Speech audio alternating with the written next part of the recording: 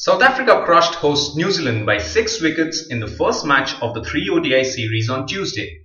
Speaking ahead of the next match to be played on Friday, Hashim Amla said it was a good learning experience, stressing on the importance of being patient in conditions such as in New Zealand. Absolutely.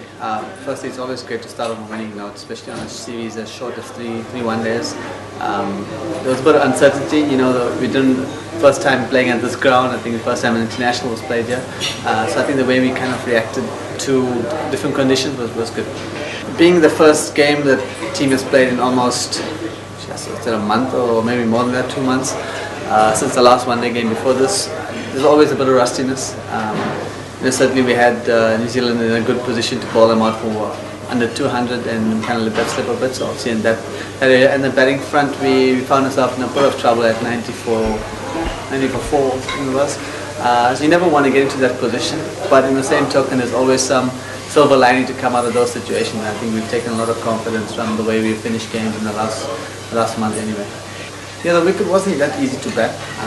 We saw that with the New Zealand innings. And chasing 230 is, it gives you a bit of time up front to kind of set a base.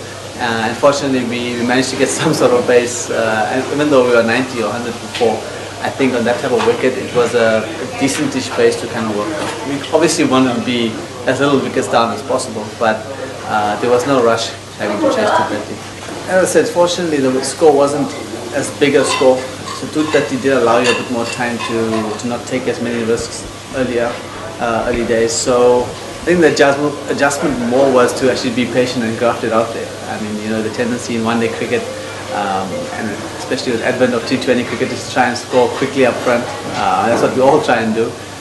So when you don't have a wicket that allows that, the biggest adjustment is to kind of bite your tongue a little bit and try and block out a few dot balls, So I think that was the biggest adjustment. The idea is to win as much as you can. There's no doubt you're going to have a few days where you don't perform as well as you would like, and you may lose the game. And there are other days where you perform well, but the other team just has a better day. So that's a given actually. It's not like you want to have a 100% win rate, although that would be wonderful. But in the world we live in, that's unrealistic. So it's to win as many as you can, to win as many series as you can, and at the end of the day to be on the winning side more than the losing side. So we want to keep winning, and we'll do everything in our ability to keep winning. But if you have a bad day and you lose the game, it's not the end of the world. We've won some good games over the last few one-dayers. Season in Sri Lanka was an important series for us, and we've almost got the combinations right, I think, in the team to, I suppose, in preparation for the first game of the World Cup. There's a few, tinkering here and there. I'm sure the captain and the coach have in their minds, but it's a healthy position to be in. Having won a few games, it's always better to be on the winning side. There's a lot more confidence in the team.